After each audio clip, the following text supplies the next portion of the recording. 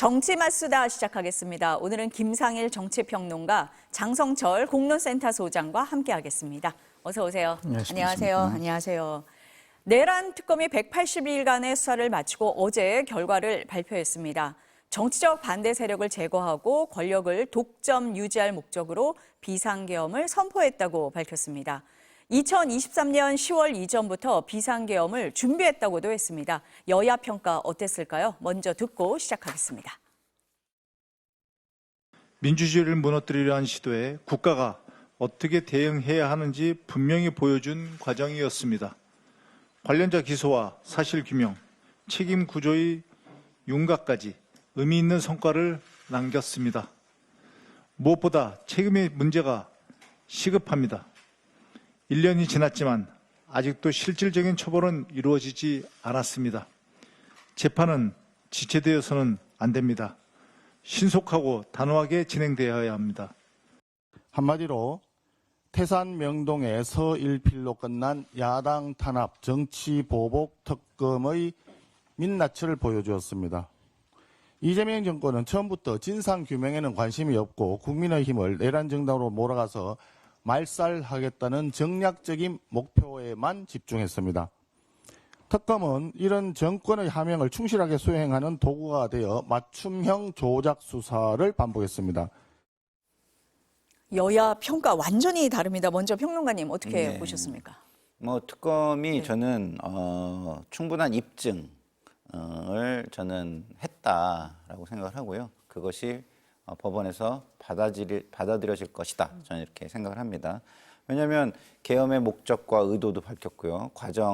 준비 과정이라든가 그 이루어진 과정, 지휘 체계 이런 것들을 모두 다 밝혔기 때문에 제가 볼 때는 그 과정과 그 이루어진 일들이 국헌문란과 폭동에 그 군을 동원해가지고 폭동에 준하는 일을 했다라고 보여지기 때문에요. 저는 특검이 목적한 바를 충분히 했다. 거기에서 새로운 것들을 더 많이 양적으로 더 많이 밝혀내야 된다. 이런 거는 중요하지 않고요. 제가 볼 때는 사회적 갈등이 너무 심합니다. 1년 동안 이것이 사회적 갈등을 키우는 굉장히 중요한 요소였기 때문에 빠른 결론을 일단 내고 또 남아있는 부분에 대해서는 수사가 필요한다면 또 국가수사기관에서 필요한 부분에 대한 수사가 이루어질 것이다라고 생각합니다.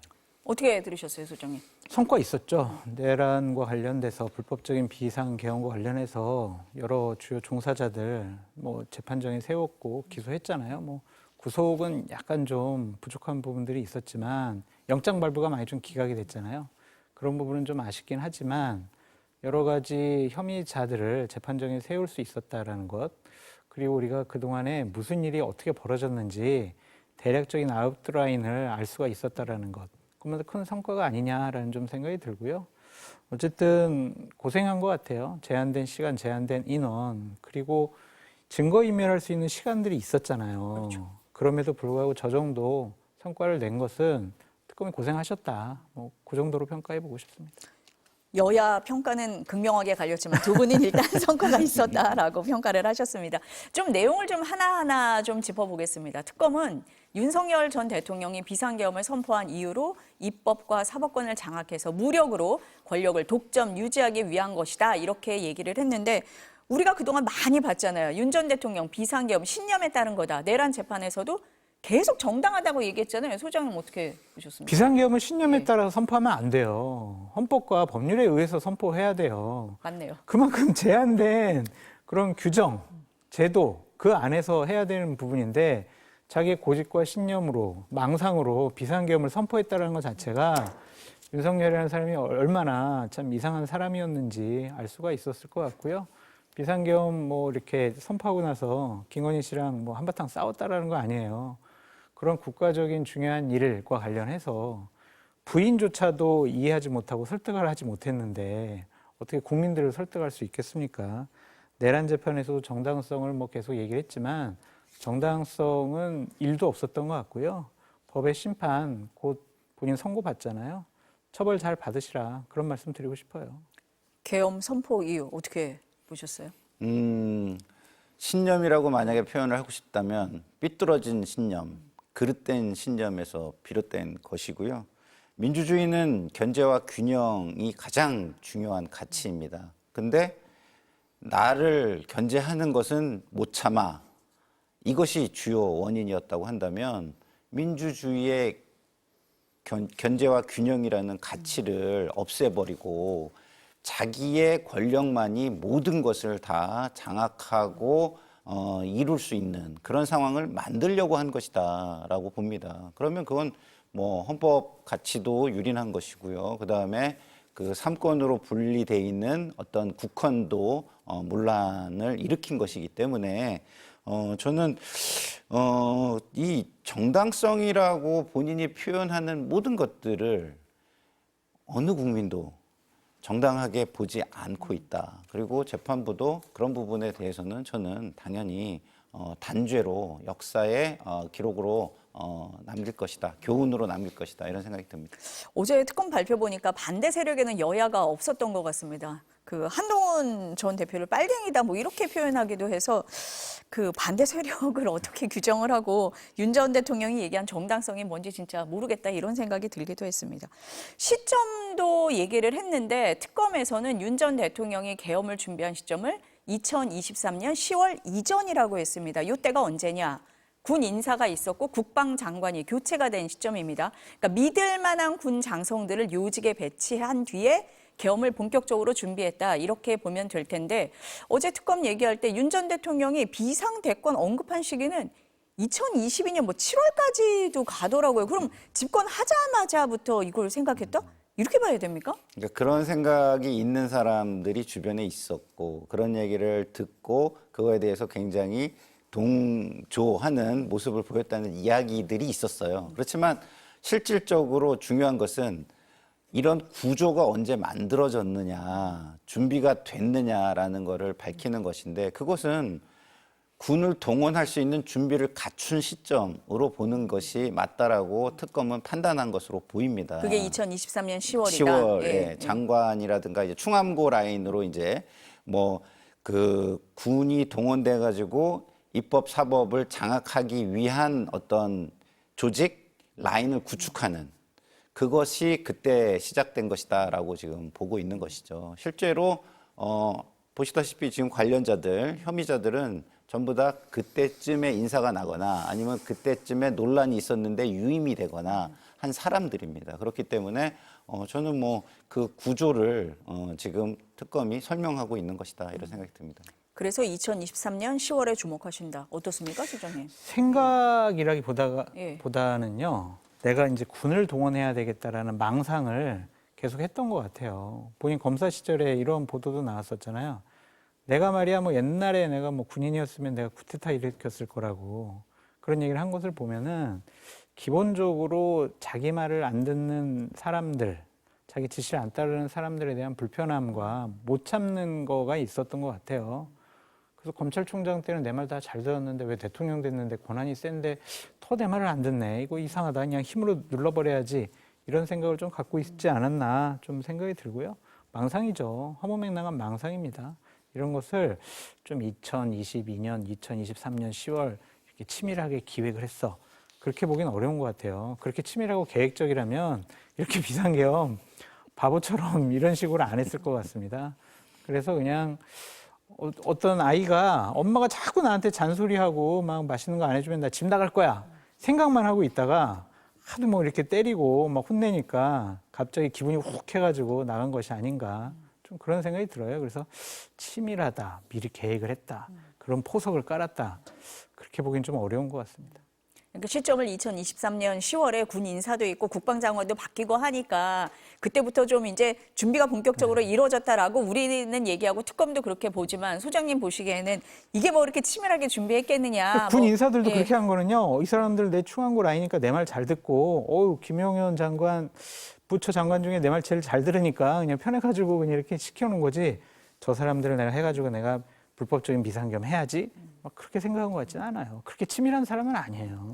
아니 근데 신원식 장관 교체한 이유가 네. 그 계엄에 반대해서 그렇다 뭐 이렇게도 얘기도 나오잖아요. 그러니까 그게 내 말을 안 듣는 거. 그냥 그때 내 진짜 막 계엄할 거야. 그런 생각 망상이지 계획을 막 체계적으로 한 건 아니잖아요. 그러니까 신원식 장관이 날아간 것도 쟤는 왜 내 말을 안 듣지? 그냥 그 단순한 것이 아닌가 그렇게 생각해 봅니다. 근데 그 당시에 신원식 예. 장관을 날릴 때는 간을 본 거죠. 신원식이 계엄을 할 수 있는 인사인가에 대해서 간을 봤는데 그거에 대한 반대 의견이 강한 것을 보고 아, 교체해놔야 내가 언제든지 군을 동원할 수 있겠구나 이런 생각을 한 것이라고 저는 그렇게 보여집니다. 그러니까 특검에서도 군을 동원하기 위해서 그랬다라고 얘기를 했으니까 아마 그런 절차, 준비 이런 거를 미리미리 만들고 있었다 이렇게 보면 될 것 같습니다. 우리가 왜 평일인 12월 3일에 했을까 이 얘기를 우리끼리도 했었어요. 그래서 뭐 무속인이 찍어준 거냐 뭐 그런 얘기도 했는데 어제 특검에서는 이렇게 얘기를 했습니다. 미국의 개입을 차단하기 위해서였다 이렇게 설명을 했습니다. 미국 대선 이후에 트럼프 대통령 취임 전까지 미국의 혼란한 시기를 이용한 것으로 보인다 이런 설명입니다. 그리고 노상원 전 사령관 수첩에 미국 협조, 미국 사전 통보라는 문구가 있었던 것도 근거로 들었습니다. 또 보니까 조태용 전 국정원장이 다음 날 출국하기로 예정이 돼 있었다는 거예요. 5일에 그 미국의 CIA 국장 내정자와 만나기로 돼 있었다. 뭐 이런 이유를 들었는데 어떻게 보십니까? 글쎄요, 네. 그렇게 보는 시각을 윤석열 피고인과 일부가 갖고 있었다 이런 거잖아요. 사실은 저희 일반인들 미국을 좀 아는 사람들은요, 미국이 그렇게 허술하게 돌아가는 국가가 아니라는 걸 다 압니다. 근데 이 피고인들은 허술하게 볼만한 제가 볼 때는 어떤 인식 구조를 가지고 있는 사람들이었고 굉장히 계엄이나 자기를 견제하는 사람들을 다 제거하고 헌법 질서와 민주주의 가치를 해체해서 자기가 모든 것을 통제하는 상황을 만들려고 하는 욕구가 강하다 보니 그런 것까지도 굉장히 크게 보였던 것이 아닌가. 그런 교책이니까 좀 뭔가 좀 허술하겠지라고 이런 착각에 빠진 거 아닌가. 이렇게 보는 게 보다 합당하지 않을까 이런 생각이 듭니다. 아니 사실 그날이 평일이어서 국회의원들이 국회로 오기가 용이한 날이었거든요. 그래서 사실 계엄이 해제가 된 건데 왜 12월 3일이었을까 어떻습니까? 그냥 울컥해서 한 거라니까요. 갑자기 그냥 기분에 내가 진짜 너무 화가 난다. 그런 생각이 있었던 것 같아요. 왜냐하면 12월 4일 날에 명태균 씨 환금폰이 공개가 되고 12월 4일 날 민주당에서 감사원장 등 이런 분들 탄핵안 하면서 김영현 국방부 장관 탄핵안도 싹 넣어가지고 처리하려고 했었거든요. 그래서 이건 막아야지라고 생각을 한 부분도 있고 김건희에 대한 특검법 있잖아요. 그걸 이제 또 국민의힘의 한동훈계 의원들이 나 이번엔 찬성할 거야 라고 했기 때문에 통과될 가능성이 높아서 갑자기 이런 것들 생각해 보니까 그냥 지금 빨리 해버려야 되겠다 그렇게 생각을 한 거지. 미국의 개입을 차단한다? 그러면 말이 안 되는 게 그 다음 날인가 국정원장이 CIA 수장 만나기로 했잖아요. 그러면 거기서 막 항의하면 어떡할 거예요. 그리고 이제 그날 밤 같은 경우에 미국 대사가 막 안보실장이라든지 국무총리라든지 자꾸 전화하니까 전화도 안 받고 막 피해 다녔잖아요. 그런 걸 보면 본인들도 좀 당황한 것이 아닌가. 대통령이 그냥 그날 기분에 이날 해야 되겠다라고 갑자기 결정한 것이 아닌가 그런 생각이 드는데 이 부분이 제일 아쉬워요. 왜 이걸 못 밝혀냈을까. 그러니까 윤석열 피고인에 대한 대면 조사가 한 번도 이루어지지 않았었죠. 특검에서는. 그러니까 그런 부분 때문에 밝히지 못한 것이 아닌가 좀 그런 생각이 듭니다. 이거 추측이잖아요, 지금. 그렇게 보인다. 정황이죠, 그랬을 정황. 것이다. 예, 노상원 예. 수첩이 그랬다. 이거지 명확하게 설명되는 것 같지는 않아요, 그날. 근데 우리가 예. 과거로부터 이렇게 배우는 거잖아요. 모방도 하고 그때 틀린 거는 좀 개선하려고 하고. 그러면 우리나라가 무언가 내부에서 큰 군사적인 일이 있으면 미국이 개입할 수 있다는 건 우리가 다 알고 있잖아요. 그러면 본인들 입장에서는 미국을 굉장히 껄끄럽게 생각을 했을 것이고 이것이 그래도 상대적으로 덜한, 그러니까 이게 절대적인 평가는 제가 볼 때 아닌 것 같아요. 절대적으로 이게 미국이 개입을 못한다가 아니라 그래도 미국이 가장 안 할 것 같은, 상대적으로 우리를 덜 간섭할 것 같은 시기가 언제냐, 이걸 봤다라고 생각하는 게 맞지 않을까 싶습니다. 지금 이제 소장님 말씀하실 때 뭐 여러 가지 이유가 있는데 김건희 씨 얘기를 했잖아요. 그래서 혹시 김건희 씨가 계엄을 사전에 알았거나 관여하지는 않았을까? 많은 사람들이 그렇게 생각을 했는데 특검에서는 증거가 없다 이렇게 얘기를 했습니다. 오히려 계엄 선포 이후에 김건희 씨가 분노했다 뭐 이 얘기는 있다 뭐 여기까지는 나왔습니다. 근데 지금 소장님 말씀하신 것처럼 다만 김건희 씨 사법 리스크가 비상계엄 선포에 일정 부분 영향을 미쳤을 수는 있다라고 얘기를 했거든요. 증거는 못 찾았다는 거예요. 90% 같아요. 그러니까 예를 들면은 예. 김건희 씨에 대한 야당의 공세, 그리고 검찰의 어떠한 조사, 그리고 한동훈계 의원들, 그리고 한동훈 대표가 김건희 씨 특검법 이거 해야 된다, 조사해야 된다, 뭐 외국 내보내라, 이런 얘기 정치권에 그때 많이 있었잖아요. 그럼 김건희 씨에 대한 이슈가 빠져 있다면 단순히 황금폰이 뭐 개봉되고, 그다음에 다른 사람들 국무위원들에 대한 탄핵이 계속되고, 또 뭐 특활비 대통령실 특활비 깎고 예산 또 깎고 그것 때문에 계엄을 했을까? 김건희 씨 빼놓고는 이게 저는 답이 안 나와요. 그래서 사랑꾼인 윤석열 대통령이 내 사람 내가 지킨다 그런 생각이 좀 강했고, 김건희 씨한테 사전에 상의 안 해서 너 때문에 망했다. 내가 진짜 많은 걸 생각하고 있었는데 이렇게 혼난 것을 보면은 기본적으로 김건희 씨에게 서프라이즈 하려고 한 것이 아닌가. 봐라, 내가 너를 구하기 위해서 이 비상계엄까지 내가 선포한 사람이다. 그렇게 좀 인정받고 싶어 하지 않았느냐. 그렇게 생각합니다, 저는. 국민의힘 그 중진 의원 중에도 김건희 리스크 때문에 계엄을 했다라는 얘기를 하신 분도 계시더라고요. 어떻게 그러니까 보십니까? 우리가 예. 이 불법 계엄의 동기와 이유, 원인 이런 것과 김건희 씨가 관여한 것은 다른 문제예요. 다른 문제죠. 예. 그러니까 우리가 이걸 구분해서 봐야죠. 이게 이유나 동기가 됐을 거다라는 거는 많은 사람이 그렇게 생각을 하죠. 근데 그것을 입증하기는 쉽지 않잖아요. 왜냐하면 그걸 물증으로 하거나 주변에 어떤 뭐랄까 증인의 진술이나 이런 걸 확보해야 되는데 그런 게 쉽겠습니까? 그렇지만 어쨌든 그런 것들이 이유가 됐을 것이다라는 정황은 굉장히 있고 그걸 참지 못하는 성격을 우리가 윤석열 피고인의 성격도 우리가 봐왔기 때문에 이것이 동기가 됐을 것이다라고 생각하는 것. 그러나 김건희 피고인이 직접 여기에 관여해가지고 뭐 논의를 하거나 문자를 보내거나 뭐 이런 것들은 확인이 안 됐기 때문에 관여는 확인할 수가 없다라고 특검이 이야기한 거죠. 그러나 어쨌든 이게 상당히 이유가 됐을 것이라고 특검도 생각하는 거죠. 아니 지금 보면은 김건희 씨 관련된 의혹이 점점점 이제 사실로 드러나는 게 많은데 오늘도 보니까 그 김건희 씨 계좌 관련이잖아요. 이종호 전 블랙펄 인베스트 대표가 재판에서 김건희 씨에게 수표로 3억 줬다 이런 얘기도 했거든요. 이게 점점 드러나고 있는 상황입니다. 어떻게 보세요? 그러니까 예. 이게 사실은요 시간이 많이 지체됐는데도 이렇게 점점점 드러난다면 사실은 빨리 검찰이 제대로 된 수사를 했다면 훨씬 더 많이 밝혀낼 수 있지 않았을까? 그리고 이렇게 우리나라가 진흙탕 속으로 한번 빠졌다 나오는 이런 불행한 사태도 없지 않았을까? 이런 아쉬움을 국민들이 많이 갖게 될 것 같은 그런 사실들이 지금 드러나고 있는 것이다라는 생각이 듭니다. 소장님 앞서서 그 친한동훈계에서 김건희 특검이 이번에는 찬성할 분위기를 보였다. 그럼 차라리 그때 좀 수사를 했으면 더 나았던 건가요? 당연하죠. 그때 막 김건희 씨와 관련해서 여러 가지가 얘기가 나왔을 때 차라리 윤석열 정권 시절에 조사받고 처분을 받으면은 그 리스크도 떨칠 수 있고 형량도 어떠한 조사의 강도나 내용도 처벌의 강도 내용도 상당히 낮을 거다. 왜 저렇게 보호만 하냐. 5년 후에는 어떻게 하려고 그러냐. 그런 얘기 많이 했었잖아요. 그러니까 김건희 씨나 윤석열 씨 같은 경우에는 이재명 당시 민주당 대표가 곧 뭐 정치를 하지 못할 그런 사법 처리에 처해질 거고 그러면은 우리가 계속 정권을 계속 유지할 수 있을 거야라고 생각을 했던 것 같습니다.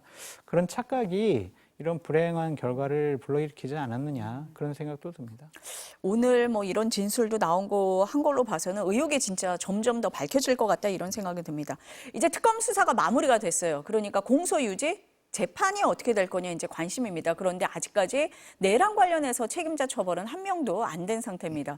특히 윤석열 전 대통령 내란 우두머리 혐의 재판 선고가 내년 2월쯤으로 예상이 되는데 더 늦게 시작한 체포방해 혐의 1심 선고가 먼저 나올 것 같습니다. 재판부가 내년 1월 16일에 선고하겠다 오늘 밝혔습니다. 내란 우두머리 혐의에 대한 윤 전 대통령 구속기한 내년 1월 18일까지입니다. 그래서 석방되는 거 아니야? 뭐 이런 얘기도 나왔어요. 어떻게 보십니까? 아유, 이 석방이 되는 상황을 사법부가 만약에 만든다면 제가 볼 때는 그 사법 불신을 감당할 수 있을까요? 이게 지금 사회적인 제가 계속 걱정하는 게 뭐예요? 이 사회적인 갈등 비용이 계속 커지는 거잖아요. 그러면 이걸 빨리 해소해 주는 것이 누구에게 달려 있습니까?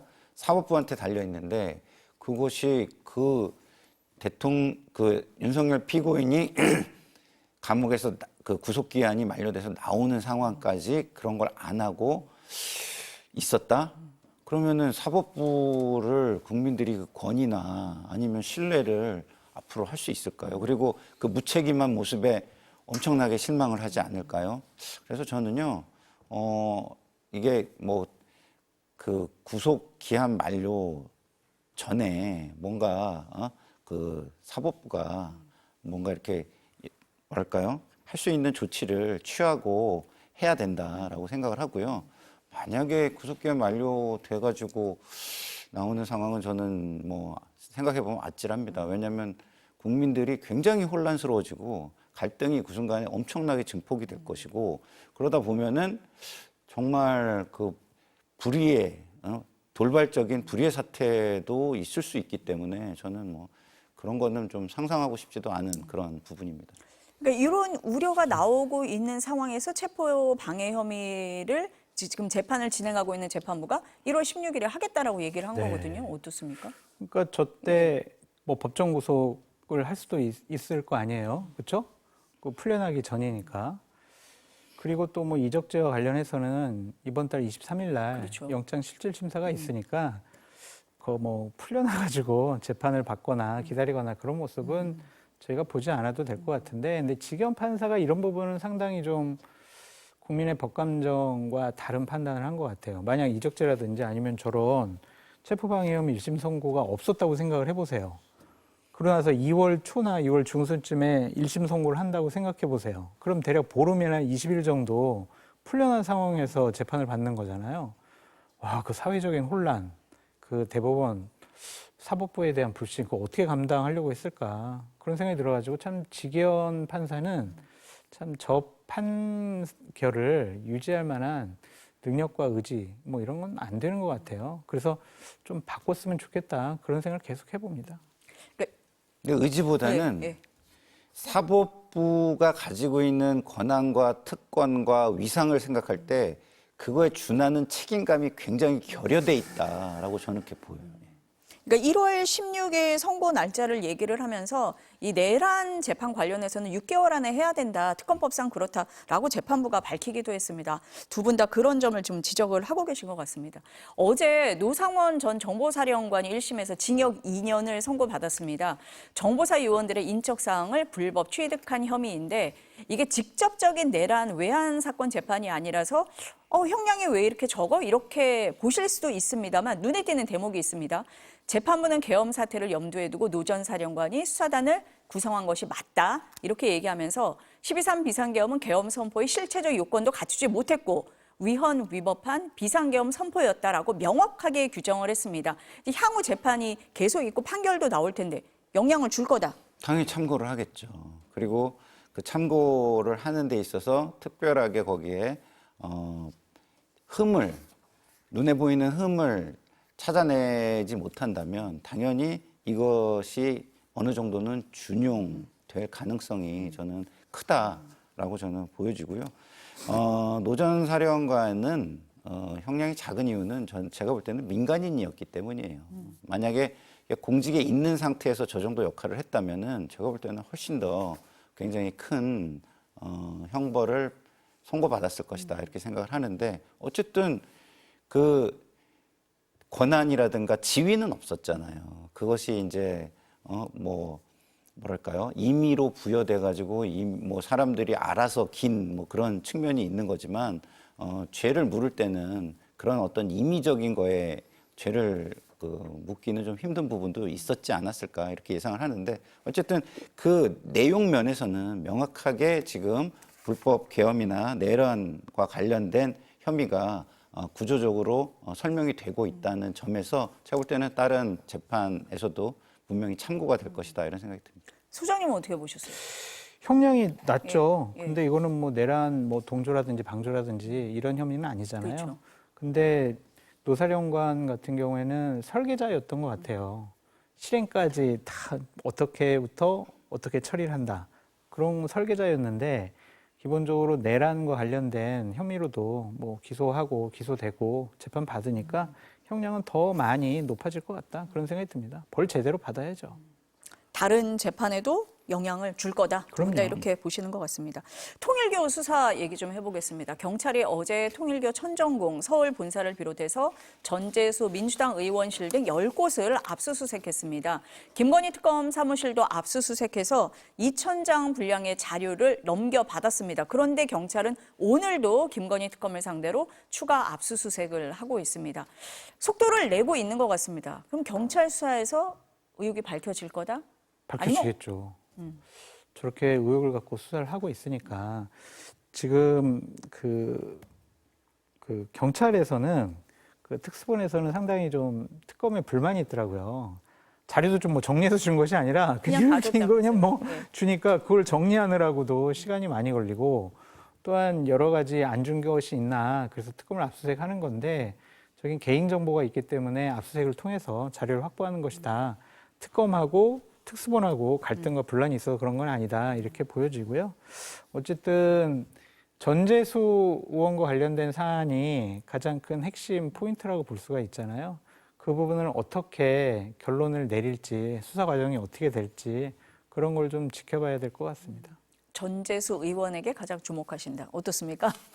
일단은 뭐 질문하신 부분에 네. 답을 드리면 제가 볼 때는 경찰이 굉장히 열심히 할 것이다. 왜냐하면 검찰개혁의 결과로 경찰의 권한이 상당히 커졌잖아요. 그러면 국민들은 경찰의 수사 역량을 지켜볼 겁니다. 그런 시점에 있기 때문에 경찰 입장에서는 상당히 어떤 엄중함을 느끼고 수사에 임하지 않을까라는 생각을 들기 때문에 굉장히 열심히 해서 수사 역량을 보여주려고 노력할 것이다. 뭐 이렇게 생각을 하고요. 전재수 의원과 관련해서는 저는 이게 지금 너무 정서적인 것에 우리가 매몰되어 있는 부분도 있다라는 말씀을 드리고 싶어요. 왜냐하면 통일교라는 부분이 지금 굉장히 정서적으로 안 좋게 느껴지는 거예요. 그래서 이런 부분이 굉장히 통일교하고 연관돼 있대. 그렇지만 정치인의 할 일은 뭡니까? 유권자를 만나는 겁니다. 그게 범죄자이든 뭐든 만나서 범죄 행위를 안 하면 되는 거지. 유권자가 만나자고 하는데 그리고 만남에 어떤 이유가 있는데 그걸 안 만난다? 그거는 정치인이 아니죠. 그렇기 때문에 통일교를 만났다는 것 때문에 정서적인 반감과 거부감과 의심과 이런 것들이 지금 많은 상태이지만 그것이 곧 전재수의 범죄 혐의가 입증되는 것과 등치시킬 수는 없는 것이다라는 말씀을 좀 드리고 싶고요. 어쨌든 진술이 굉장히 구체적이었어요. 그 부분 때문에 저도 개인적으로는 걱정하는 바가 큽니다만은 전재수 의원이 본인이 어느 정도 지금 일정도 정리하고 있고 뭐 지금 하고 있다고 하잖아요. 과거를 복귀도 하고 있고 그런 걸 통해서 좀 더 기자회견이나 이런 걸 통해서 본인의 과거 같은 걸 좀 설명하고 이런 시간을 가졌으면 좋겠다 이런 생각이 듭니다. 일단 경찰이 굉장히 수사의 속도를 내고 있는 것만은 분명해 보입니다. 경찰이 어제 압수수색을 했는데 영장에 한학자 통일교 총재를 뇌물 공여 피의자로 적시를 했습니다. 내일 불러서 조사를 한다고 합니다. 통일교 측에서는 윤영호 전 세계본부장의 개인 일탈이다 이렇게 선을 긋고 있는데 경찰은 그렇게 안 보는 것 같아요. 그렇죠. 한학자 총재가 네. 의혹의 정점이다 이렇게 보는 거 아니겠습니까? 그렇죠. 예. 처음에 뭐 지금 윤영호 씨가 진술을 번복을 하고 흔들리고 있잖아요. 그렇긴 하지만 굉장히 구체적으로 진술들을 했습니다. 그런 상황이기 때문에 이것이 통일교가 정치권의 로비 그리고 구조적으로 관여를 한 것까지도 의심을 지금 하고 있는 의혹이 있는 상황이기 때문에 당연히 그러려면은 통일교의 어떤 지배적인 권한을 가진 사람이 존재해야 되고 관여가 됐어야 되는 거 아니겠습니까? 그래서 당연히 한학자 총재를 정점으로 보고 그리고 윤영호 피의자는 그 종범 내지는 그 실행을 한 사람? 실행의 집행자 이렇게 좀 보고 접근하는 것이 수사로서는 지금 바른 방향으로 저는 보여지고요. 그렇게 해야 이게 정치와 종교의 어떤 유착, 그 다음에 어떤 그 부패의 고리, 그 다음에 정교 분리가 훼손되는 민주주의 가치가 훼손되는 부분 이런 것들을 다 밝혀낼 수 있지 않을까 이런 생각이 듭니다. 특검이 그 통일교 압수수색했을 때 뭐 280억인가요? 뭐 나왔다고도 개인 하잖아요. 정보에서요. 예. 다 TM에게 보고한 문서까지 나와 있잖아요. 트루 마더, 참 어머니, 한학자. 참 어머니 예. TM 누군가 했네요. 예. 그렇기 때문에 한학자 총재를 접견해서 조사를 당연히 해야 되겠죠. 다 보고받고 뭐 지시까지 하지 않았을까. 이거 개인적인 일탈행위로 넘기기에는 사건 자체가 너무 커요. 윤영호 전 본부장이 이거를 어떻게 정치인들을 전부 다 만나가면서 그 선에서 했겠느냐라고 보시는 거네요. 예. 아니 기본적으로 다 뭐 한학자 총재에게 보고를 다 했고 또한 한학자 총재의 오른팔 같은 역할을 거의 2018년도부터 한 거 아니겠습니까? 그러면 독단적으로 혼자서 알아서 했다?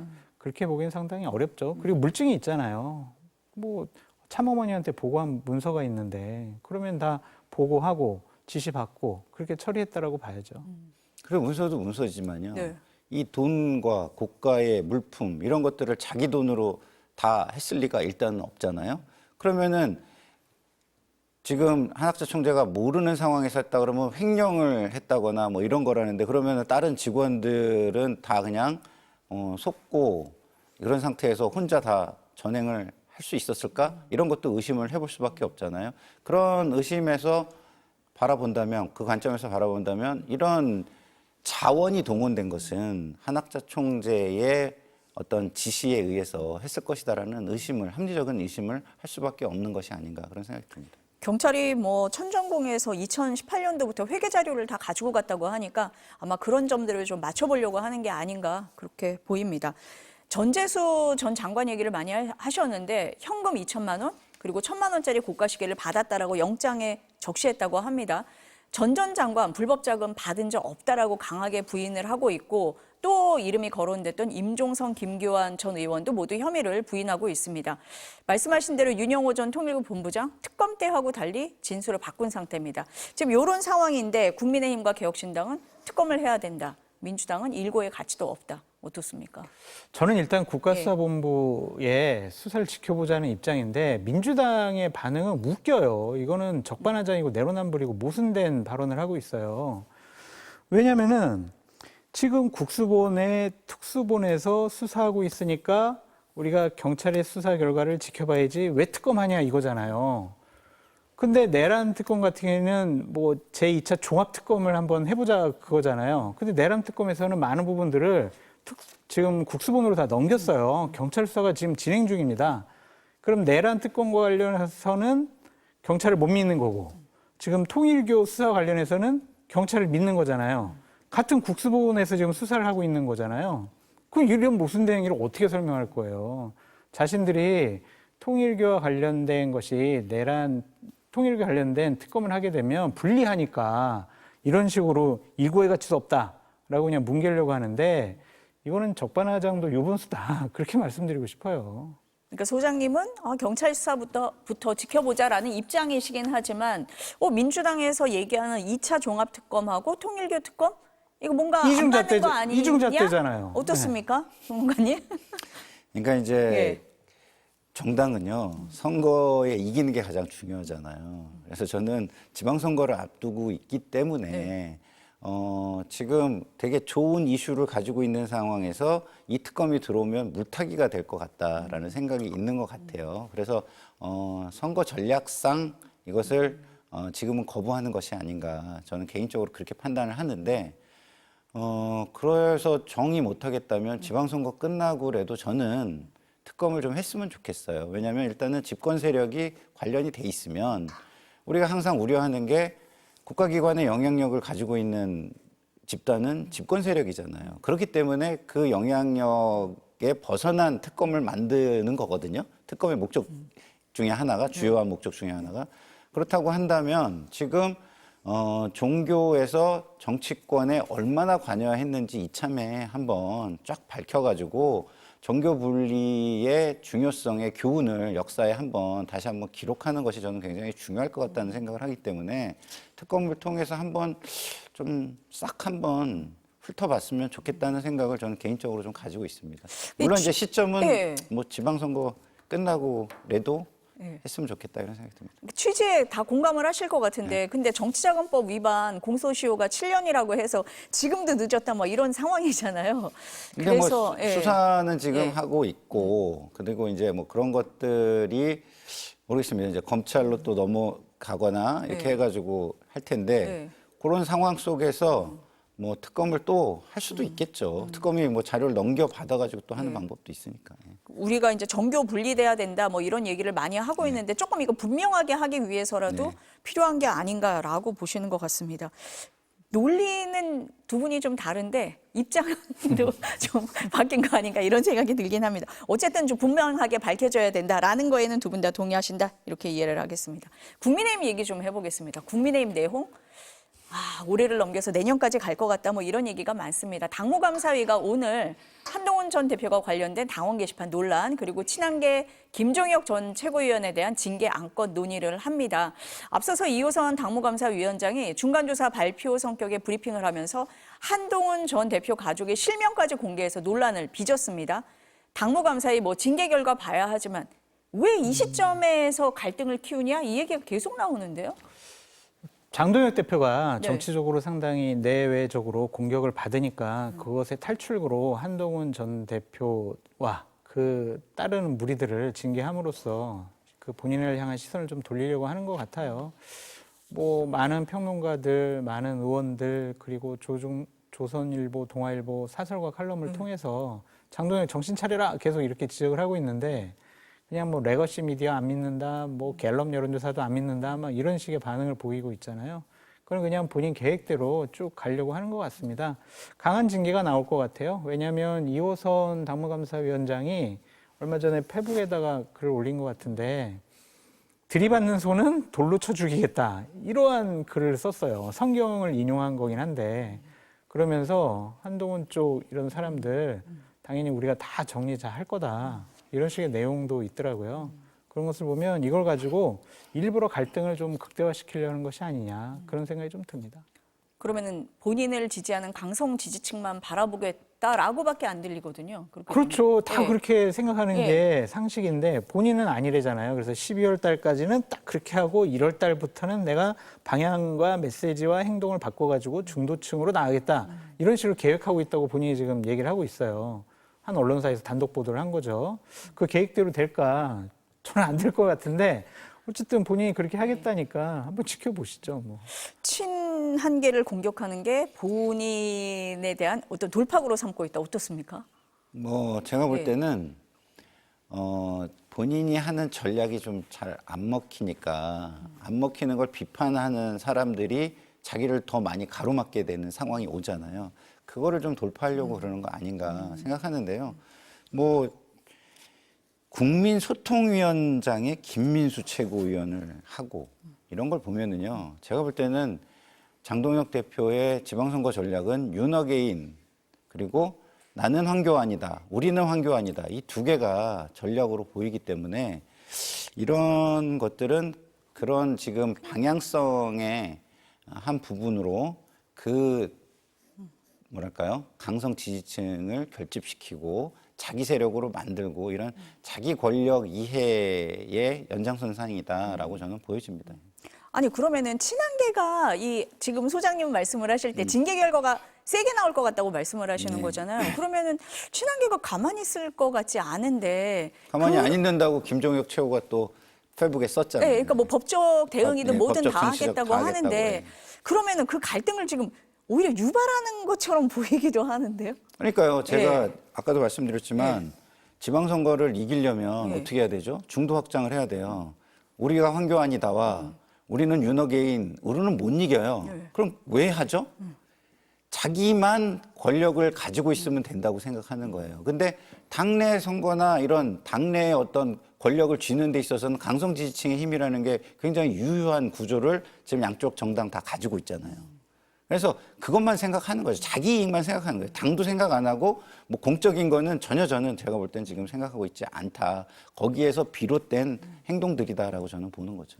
아니 소장님 말씀하신 대로 친한계가 지금 반발할 거 너무 눈에 보이고 지금 평론가님 말씀하신 것처럼 김종혁 최고는 가만 안 있겠다고 했거든요. 근데 뭐 가만 안 있어봤자 가처분 신청하고 뭐 법적 조치하는 거 외에는 그렇게 해라 뭐 이렇게 놔두는 예, 거예요. 뭐 하든지 말든지 이런 것 같은데 예. 이게 지금 뭐 당내 어떤 친한계 반발보다 저런 식으로 행동하는 사람이 국민의힘 당대표인 게 맞아라고 국민의힘 의원들이나 합리적이고 상식적인 당원들이 생각을 하기 시작을 했어요. 그러니까 TK 지역의 중진 의원들이 장동혁 너 바꿔야 돼. 뭐 재선 의원들 만나서도 재선 의원들이 당신 바뀌어야 된다고 계속 얘기를 하잖아요. 그런데 장해찬 씨 같은 사람을 여의도연구원 부원장으로 임명을 하고 장해찬 씨는 한동훈계를 고름으로 비유했단 말이에요. 그래서 고름을 쫙 짜버려야 된다. 그래서 12월 달에 고름을 짜고 내년 1월부터는 새롭게 시작을 해야 된다. 내쫓아버리겠다라는 거잖아요. 그런 사람들을 우대하는 것을 보면은 장동혁 대표는 지방선거 승리, 중도층으로 외연 확장보다는 강성 지지층의 지지를 받아서 자기 당대표로서 흔들리는 리더십과 지위를 보다 더 공고히 하기 위한 수단으로 자신의 권한을 이용하는 것이 아니냐 그런 생각 들거든요. 오래 못 가요. 내년 선거를 앞두고 있습니다. 저런 식으로 나가면 선거 출마자들 다 불리한 거 알잖아요. 그분들 가만히 있겠어요.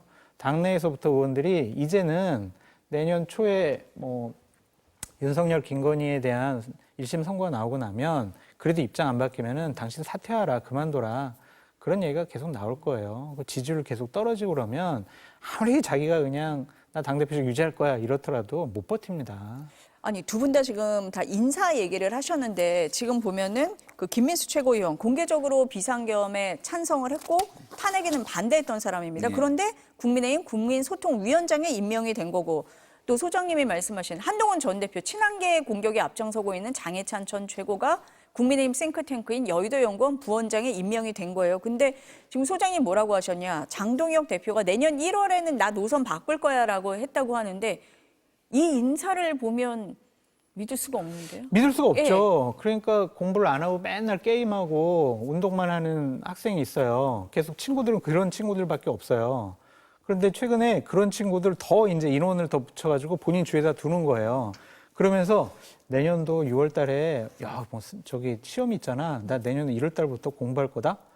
그러면 공부가 되겠냐고요. 친구들 그런 친구들한테 둘러싸여 있는데 이 장해찬, 김민수 이 두 사람은 장동혁 대표보다 오히려 더 윤석열 옹호하고 윤호개인을 공개적으로 주창하는 사람들이란 말이에요. 이 사람들을 더 우대하고 있잖아요. 이런 사람들과 함께 당을 운영하겠다라고 대내외적으로 선포한 거잖아요. 그래서 저는 뭐 본인 노선 메시지 바꾸겠다 믿지 않습니다. 그냥 계속 윤어게인, 윤석열 만세, 이재명 나빠요. 이거를 통해서 본인의 당대표로서의 지위를 좀 계속 가져가려고 하는 것 같은데 거듭 말씀드리지만 오래 못 간다니까요. 이러면은 야당 당대표로서 자격이 있습니까?